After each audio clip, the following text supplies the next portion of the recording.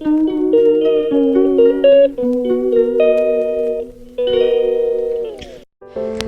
আলাইকুম, welcome to my content again. আজকে আমি একটা ছোট্ট সিম্পল একটা ব্লগ বানাচ্ছি। সেটা হচ্ছে কিচেনে আমি কি বানাচ্ছি। মানে হচ্ছে আজকে আমি একটা ইভিনিং স্ন্যাক্স বানিয়েছি, ডিমের পিঠা। সো বানানোর সময় ভাবলাম যেহেতু ডিমের পিঠা বানাচ্ছি, সো একটু ভিডিও করি। এতে করে আমার কিচেনে কাজ করতেও অসহ্য বোরিংনেসটা একটু কম লাগতে পারে। সো ক্যামেরা অন করেই আমি হচ্ছে কাজ শুরু করলাম। কাজ শুরু করতে গিয়ে ফোন আসছিলো, তাই ফোনে কথা বললাম। কথা বলার পরে আমি পরে পেঁয়াজ কাটতে বসি নেই, দাঁড়িয়ে পেঁয়াজ কাটলাম। পেঁয়াজ কাটা আমার কাছে অনেক বিরক্তিকর একটা কাজ লাগে। বেসিক্যালি হচ্ছে কিচেনে যে কোনো, শুধু কিচেন না, পুরো বাসার যে কোনো কাজ করতে আমার বিরক্তই লাগে। এবং আমি এগুলো থেকে কয়েকশো হাত দূরে থাকি। কিন্তু আজকে দেখি তো ভাবলাম, আম্মু যেহেতু বললো যে ডিমের পিঠা বানাতে, তাই বানালাম।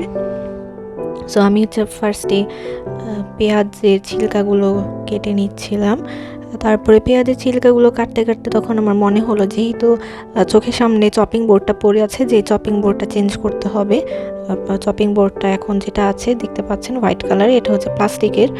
সো প্লাস্টিক তো ইউজ করা ভালো না, আর তাই ভাবছিলাম যে নতুন একটা চপিং বোর্ড কিনবো ইনশাল্লাহ। তো আমি কিন্তু ভালোই পেঁয়াজ কাটতে পারি আলহামদুলিল্লাহ। এই পেঁয়াজ কাটা শিখিয়েছে হচ্ছে আমাকে আমার মামা, শিখিয়েছে পেঁয়াজ কীভাবে কাটতে হয়। আগে আমি একদমই কাটতে পারতাম না। সো এখন আলহামদুলিল্লাহ অনেক ভালোই পারি। আম্মুকে দেখি হচ্ছে আম্মু বটি দিয়ে অনেক দ্রুত মেশিনের মতো করে পেঁয়াজ কাটে। বটি দিয়ে আমি কখনোই ইউজ করতে পারি না। একমাত্র হচ্ছে কোরবানি ঈদের দিন ওই মাংস কাটার সময় যার একটু বটিটা ইউজ করি, তাও খুব সাবধানে। তো আমি সবসময় চাকুটাই ব্যবহার করি, এবং চাকু দিয়ে আমার কাছে সিম্পল, মানে সহজ লাগে। সো আমি একদম পেঁয়াজগুলোকে ঝুড়ি ঝুড়ি করে কেটে নিচ্ছিলাম। কারণ হচ্ছে ডিমের পিঠাতে পেঁয়াজগুলো একদম ঝুরি হয়ে না কাটলে তখন মুখে লাগে, খেতে ভালো লাগে না। তো এই তো আমি সুন্দর মতো একটু তাড়াতাড়ি দুইটা পেঁয়াজ আমি কেটে নিলাম। দুইটার মধ্যে দুইটা পেঁয়াজই আমি দিয়েছি। তো আপনারা হচ্ছে আপনাদের ইভিনিং স্ন্যাক্স হিসেবে আপনারা কি বানান, আশা করি জানাবেন। সো আমি হচ্ছে সবসময় দেখা যায় যে ওর ব্লগ দেখতে থাকি ফোনে। অনেকেই তাদের কিচেনের কাজকর্ম দেখায় যে কত সুন্দরভাবে কাজগুলো করে কিচেনে, মানে কতটা গুছিয়ে রাখে, দেখতে ভালোই লাগে। তো আমি ভাবলাম যে আচ্ছা, মাঝে মাঝে হচ্ছে আমিও একটা দুইটা রেসিপির ব্লগ দিই, কিন্তু এইভাবে করে আসলে কিচেনে আমি কাজ করছি এগুলো মানে ভিডিও সাধারণত আমি কখনো দিয়েছি বলে আমার মনে পড়ে না, তো এটাই ফার্স্ট টাইম। আর কিচেনে আমি কাজ করতে আসলে হচ্ছে একদম কিচেন লন্ডভন্ড করে ফেলি। এই একটা ডিমের পিঠা বানাতে গেলে দেখা যায় এটা ওটা এখানে রেখে দিই, ওখানে রেখে দিই, একদম ধোয়াধুয়ির কাজ তো আমি আরও করি না। তো যাই হোক, তারপরে ভিডিও করছি বলে কথা, সত্যি বলেই ভালো। সো ভিডিওর জন্যই আমি আসলে একটু ঢং করে এটা ওইটা গুছিয়ে টুছিয়ে আমি নিচ্ছিলাম, যাতে দেখতে সুন্দর লাগে। এনিওয়েজ, এরপরে কাঁচামরিচ নিলাম। আনফর্চুনেটলি আজকে বাসায় কাঁচামরিচ একদম কম পরিমাণেই ছিল। সো শুরুতে দেখতে পাচ্ছিলেন যে আমি একটা গায়ে হচ্ছে একটা শাল ছিল, যেহেতু এখন একটু একটু ঠান্ডা আছে। তারপরে কিন্তু এই শাল নিয়ে কাজ করতে আমার অতি বিরক্ত লাগছিল, বিধায় আমার হঠাৎ মনে পড়লো যে আরে অ্যাপ্রনই তো আছে, আমি অ্যাপ্রন কেন ইউজ করছি না, তাই আমি অ্যাপ্রনটা পরে নিলাম। এরপরে কাঁচামরিচ কাটা শুরু করলাম। কাঁচামরিচগুলো একদম ছোটো ছোটো করে কাটতে হবে, যার যতটুকু ঝাল প্রয়োজন, যে যতটুকু ঝাল খেতে পারেন সে ততটুকুই ঝাল দিবেন। আমাদের বাসায় ওভাবে করে 2 থেকে 3 জন, 2 জন নিয়ে বলি, কাউন্ট করি যে 2 জন ঝাল খেতে পারে না। আর তাই ওই 2 জনের মধ্যে আমিও আছি। যে মানে এটা আসলে আমার ডিপেন্ডস যে আমার কখন কোন টেস্ট বাডস চলে আর কি। যদি ঝাল খেতে মন চায় তখন ঝাল খাই, আর না খেতে চাইলে তো নাই। তারপর আর যেহেতু আজকে কাঁচামরিচের পরিমাণটা বাসাতে কম, তাই কম পরিমাণে কাঁচামরিচটা দিলাম। এই ডিমের পিঠাটা খেতে ভালোই লাগে। মানে হচ্ছে যেহেতু ভাজা ভুজির জিনিস, তো ভাজা জিনিস তো খেতে আমাদের মোটামুটি রকম ভালোই লাগে। আর সামনে রোজা আসছে, রমজান মাস আসছে। তো রমজানে বাঙালির একটা ঐতিহ্যই হচ্ছে ইফতারে একদম ভাজা ভুনা খাওয়া। যত রকমের ভাজা ভুনা থাকে, এই যে ডিমের পিঠা, তারপরে পেঁয়াজু, আলুর চপ, হ্যান ত্যান পুরি, এগুলো থাকে যেগুলো একদম স্বাস্থ্যের জন্য অনেক বেশি ক্ষতিকর। যদিও আমরা রোজার সময় এটা অ্যাভয়েড করি যে ভাজা ভুনাটা খাবো না, কারণ পরবর্তীতে একটা গ্যাস্ট্রিকের সমস্যা হয়ে যায়। সো এগুলো অ্যাভয়েড করাই ভালো। তারপরে হচ্ছে আমি এখানে ধনেপাতা দিয়ে দিচ্ছি। ধনেপাতাটাও একদম কুচি করা। তারপরে ধনেপাতা দেওয়ার পরে আমি একটা বাটিতে এগুলো সব নিয়ে নিচ্ছিলাম, কাঁচামরিচ, পেঁয়াজ, ধনেপাতা। তারপরে আমি এখানে লবণ দিচ্ছি। আমি কোনো কিছুরই পরিমাণটা আমি বলছি না, কারণ পরিমাণ আমি নিজেই জানি না কতটুকু দিতে হয়। আমি যখন রান্না করি তখন আম্মুকে পরিমাণটা জিজ্ঞেস করি নিই আম্মুর কাছ থেকে, তো আজকে জিজ্ঞেস করি না, এই কারণে আমি আমার মতো করে লবণ দিয়েছি। আর লবণ দিতে সবসময় আমার একটু ভয়ই লাগে, কারণ লবণটা বেশি হয়ে গেলে খাবার একদম অযোগ্য হয়ে যায়, তখন খাবার মুখেই দেওয়া যায় না। আর যদি লবণ কম হয় তখন তো এক্সট্রা করে লবণ দিয়ে নেওয়াই যায়। এবং আজকে হচ্ছে অতিরিক্ত পরিমাণে পিঠাতে লবণ কম হয়ে গিয়েছিল, আমার নিজের কাছেই ভালো লাগে নাই খেতে। সস দিয়ে যতটুকু খেতে পেরেছি খেয়েছি। সো এখানে লবণ আরও প্রয়োজন ছিল। তো হচ্ছে আপনারা আপনাদের পরিমাণ মতো লবণ দিয়ে নেবেন। এরপর আমি এখানে ডিম দিয়ে দিচ্ছি, 2টা ডিম দিয়ে দিলাম।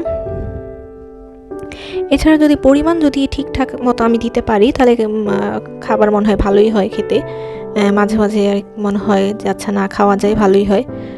আলহামদুলিল্লাহ, মাশাল্লাহ। আর যখন বাজে বানাই তখন তো বাজেই বানাই। এরপরে হচ্ছে আমি এখানে চালের গুঁড়োটা দিয়ে দিলাম। ডিমে যেহেতু পিঠা, সো অবশ্যই চালের গুঁড়োটাই ব্যবহার করা ভালো। চালের গুঁড়া ছাড়া তো পিঠা হয় না।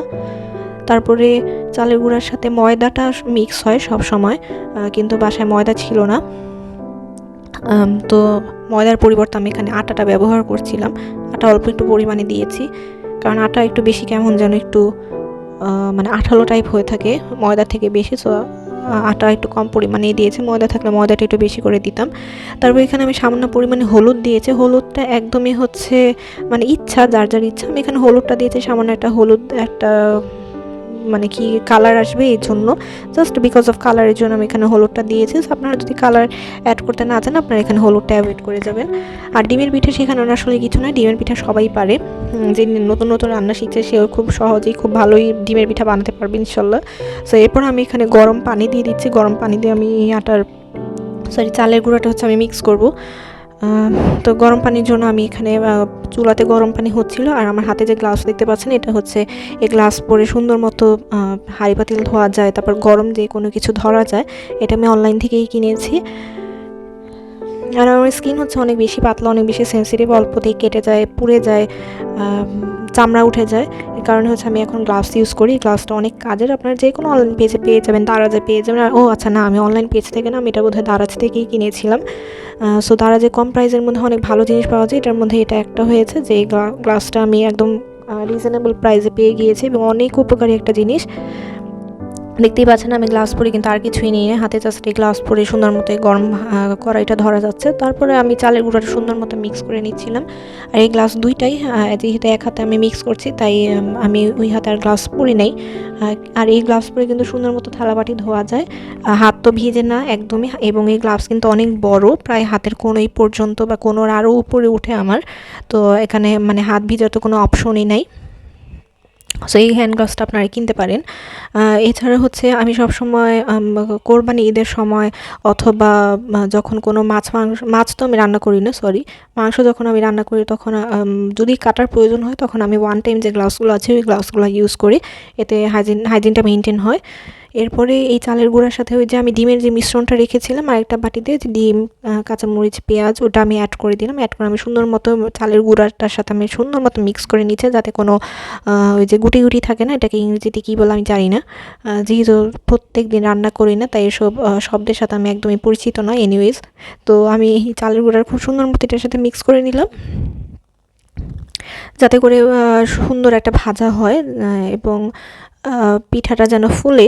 কিন্তু হচ্ছে আমার পিঠাটা ফুলে নাই, ফোলার প্রয়োজনও নাই, যেহেতু খেয়েই ফেলবো।